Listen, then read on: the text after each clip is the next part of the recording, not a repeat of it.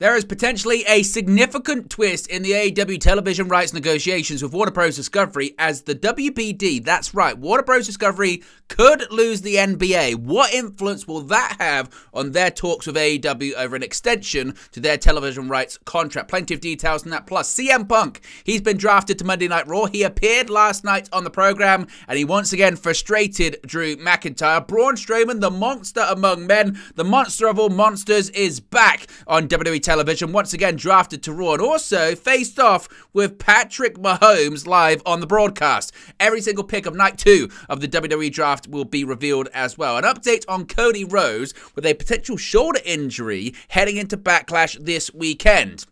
Tony Khan comments on his controversial remarks calling WWE the Harvey Weinstein of professional wrestling, and Stephanie McMahon makes a surprise appearance last night on Raw.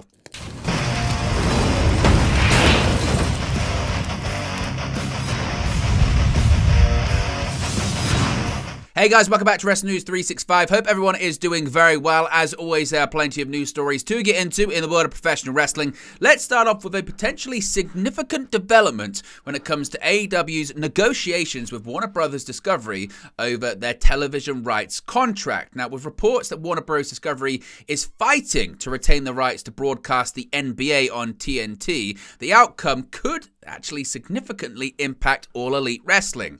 Now, a recent Wall Street Journal story has revealed that Comcast NBC Universal is prepared to pay an average of about $2.5 billion per year to air a package of NBA games. Now, the story also states that Warner Bros. Discovery is, quote, making last-ditch efforts to keep those rights, according to the Wall Street Journal sources. Now, the negotiations between the NBA and WBD were previously reported as a higher priority to the network, with negotiations for AEW's broadcast deal to take place afterwards. Now, Dave Meltzer has now explored the impact of the NBA potentially moving off the AEW broadcaster on Wrestling Observer Radio. He said, quote, it's a really hard one to answer.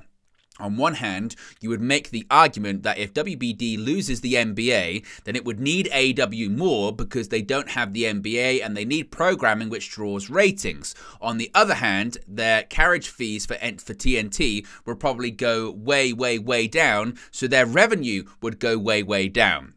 You could make the argument that they would have far less money to spend, and that's not good for AEW. At the same time, when you say they'd have far less money to spend, the reality is if you take the NBA rights, they're already paying away. Even though they'd have less money gross coming in, they probably would have way more money to spend.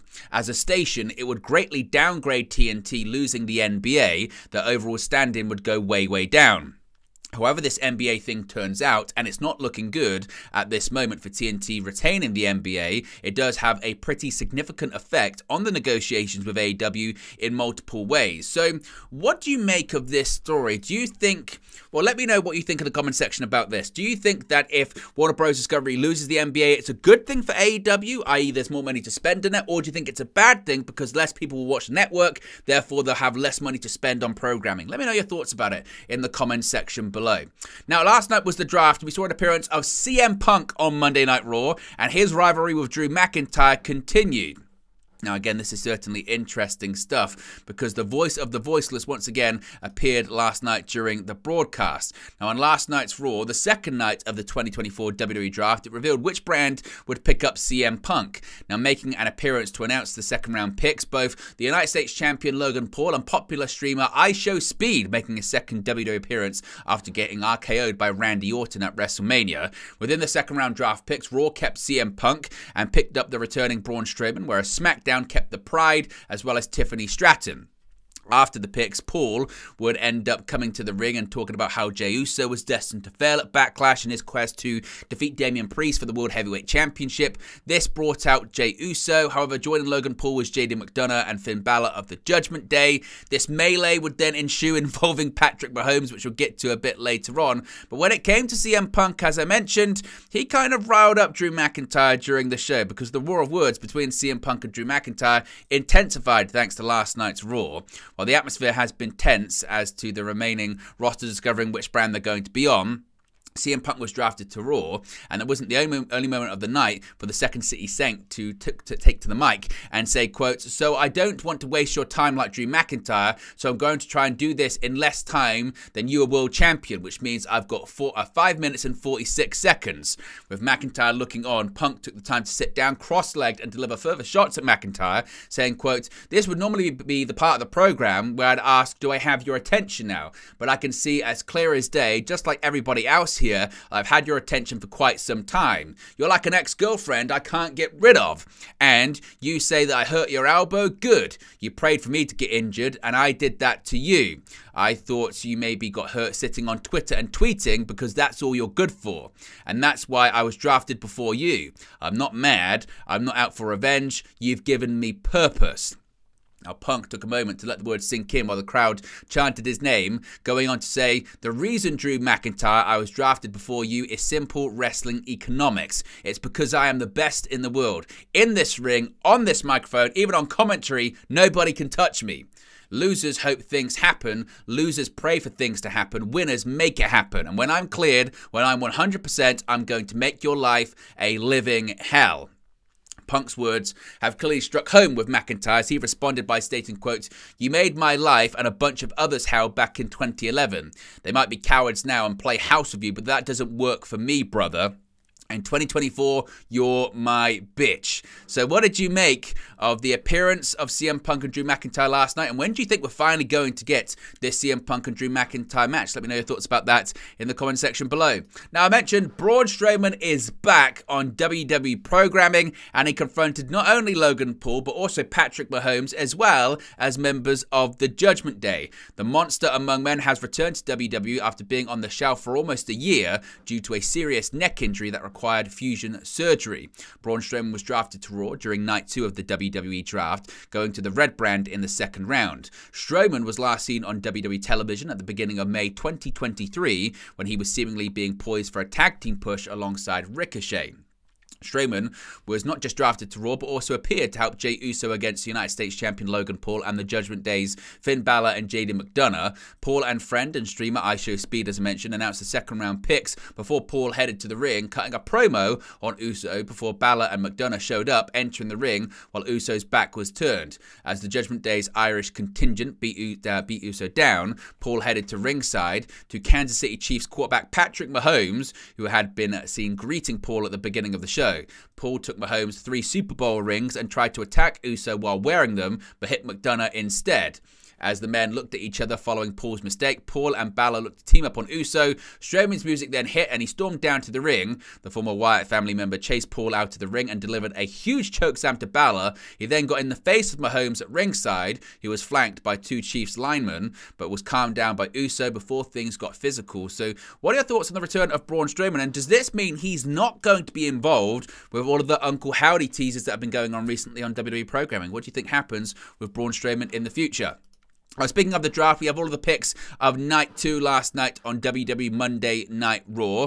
Now, in round 1, the first pick was Imperium, that being Gunther and Ludwig Kaiser going to Raw. The next pick was Jade Cargill, drafted to SmackDown, sticking on that brand. Interestingly, Damage Control moves from SmackDown to Raw. That's Io Sky, the Women's Tag Team Champions Asuka and Kairi Sane, as well as Dakota Kai. And to close out round 1, Kevin Owens is sticking on SmackDown. Round 2, as we mentioned, CM Punk was drafted to Monday Night Raw. The Pride, they're sticking on SmackDown. That, of course, is Bobby Lashley, Angelo Dawkins, Montez Ford, and B-Fab. The returning Braun Strowman, drafted to Monday Night Raw, like we just spoke about. And rounding out round 2 was Tiffany Stratton, also sticking to SmackDown. Beginning round 3, an interesting one, as the LWO, that's Rey Mysterio, Dragon Lee, Cruz del Toro, Wacky Wild, Zelina Vega, and interestingly Carlito being drafted to Raw. How long Carlito's actually part of that faction, we'll have to wait and see. Legado del Fantasma, though, they stick on SmackDown, so that faction warfare seemingly is coming to an end very soon. Drew McIntyre, he's sticking around on Raw, and Shinsuke Nakamura, he has been drafted from Raw to SmackDown. Round 4 opened up with the Judgment Day, that being Finn Balor, Dominic Mysterio, and JD McDonough being drafted to Monday Night Raw. Of course, Damian Priest was barred as he's the World Heavyweight Champion, locked into Monday Night Raw. Naomi sticks around on SmackDown. Ilya Dragunov, the former NXT champion, called up and drafted to Monday Night Raw. And Chelsea Green and Piper Niven drafted from Raw to SmackDown. Round 5 saw the New Day, that being Kofi Kingston and Xavier Woods, being drafted to Raw. Pretty Deadly, Elton Prince and Kit Wilson stay on SmackDown. Lyra Valkyria, the former NXT Women's Champion, called up from NXT and drafted to Raw. Candice LeRae and Indy Hartwell switched brands from Raw to SmackDown to close out Round 5. Round 6 saw the Final Testament. Karrion Kross, Scarlett, Akam, Razar and Paul Ellering drafted from SmackDown to Raw. We also saw more brand switches here as DIY, Tommaso Ciampa and Johnny Gargano drafted from Raw to SmackDown. Big Bronson Reed is staying on Monday nights as he was drafted to Raw. Blair Davenport called up from NXT and drafted to SmackDown to close out Round 6. We do also have some other supplemental draft picks. Odyssey Jones drafted to Raw, surprisingly because, of course, Jones was drafted to Raw last year and has never appeared on Raw, but he's drafted to Raw once more. Dijak called up from NXT and drafted to Monday Night Raw. Apollo Crews, he's been drafted to SmackDown. Kaden Carter and Katana Chance drafted to Monday Night Raw. Natalia sticks on Raw. The Creed brothers stick on Raw. Giovanni Vinci, interestingly, drafted to SmackDown. Of course, he was kicked out of Imperium last week by Ludwig Kaiser at the orders of Gunther, and he's been split up from his teammates, seemingly. Now he's going to be on SmackDown. The New Catch Republic, they're moving from SmackDown to Raw. That's Pete Dunne and Tyler Bates. And Tegan Nox drafted to SmackDown. That's every pick thus far. Of course, we get any more picks, any more details, we'll let you know in a future video. Now, a bit of an update on Cody Rhodes. Some people were wondered and concerned about a possible shoulder injury to the brand new undisputed WWE champion. That's because last Friday night on SmackDown, we saw the undisputed WWE champion Cody Rhodes take on recent NXT call-up Carmelo Hayes. Now, during the match, and you can see a picture right there, Rhodes was favouring his shoulder after a miscommunication between Rhodes and Hayes when they both went for springboard manoeuvres at the same time. Now, Dave Meltzer has now provided an injury update on the status of the American Nightmare on Wrestling Observer Radio, saying, quote, "He's not listed as injured. They never mentioned it on TV, so it's not a worked injury either. It's not like some storyline because it was never mentioned. I'm told that it's not listed as an injury, a real injury, so whatever it is, it might just be something minor. It might be nothing at all. It's probably nothing at all significant." Now, while Rhodes' injury is probably nothing significant, we'll have to wait and see again if we get any more details on it. But as of right now, Cody Rhodes, he's completely fine. He's going to be competing at Backlash this Saturday, May 4th in France, defending the undisputed WWE Championship against AJ Styles. Now, Tony Khan got a lot of criticism for his comments about WWE, calling them the Harvey Weinstein of pro wrestling last week. Now, this was during an appearance on the NFL Network where Tony Khan compared AEW to Pepsi and WWE to Harvey Weinstein, calling them an evil juggernaut. Now, Khan made the comments during an appearance to talk about the NFL draft, pointing out that AEW is the most successful sports startup since the AFL pre-merger. Now, backstage reaction has been reported from both companies. It's been revealed that some have taken exception to the assertion that WWE is evil. In an interview led by Dean Mojo Matadi on TMZ Sports, it was noted that Khan went viral in a few different ways due to his comments on the competition, with Khan noting they got a ton of coverage on AEW before going on to say, quotes, "I think it's important to say that I think AEW is the best wrestling company in the world in many ways. I think we have the best wrestlers, the best matches, we've been putting on the best shows." Now, the AEW owner would go on to praise AEW Revolution and Dynasty, Sting's retirement, and a number of matches that have taken place in 2024. He also stated that he would hold our track record up against anything, saying that in and out of the ring, AEW is the very best. With Mutadi also sharing his praise of AEW and Khan's contribution to the business, the interview came to an end. So seemingly, again, as of right now, Khan's not back in track or apologizing for his comments. And finally, Stephanie McMahon makes a surprise appearance last night on Monday Night Raw during the WWE draft. She made an appearance on last night's episode from Kansas City, Missouri. On the second night of the draft, the first round picks were revealed by Stephanie McMahon. Now, this is McMahon making her third on-screen appearance this month after an extended hiatus. She announced the picks alone. Of course, she announced the picks of Jade Cargill, Kevin Owens, Damage Control, and Imperium. As I mentioned, when it came to Stephanie McMahon, she appeared previously Moxley at the Hall of Fame during WrestleMania weekend, sporting an ECW cap, sitting alongside her husband, Paul Triple H Levesque, in the front row for the Hall of Fame in Philadelphia. She then appeared on WrestleMania Night 2, opening up the show and welcoming WWE not only to WrestleMania Night 2, but also to the Paul Levesque era of WWE. But there you go, guys. Latest pro wrestling news for you. Be sure to smash a like on the like button. Be sure to subscribe, bottom right-hand corner. As always, let me know your thoughts in the comment section below, and I'll speak for you again very, very soon. Hey guys, thank you for watching, listening, streaming, or however you come across this video today. Be sure to click on the video on the right there to watch our next video, or click the bottom there to subscribe, or the bottom right-hand corner. Thank you very much, and I'll speak to you again very soon.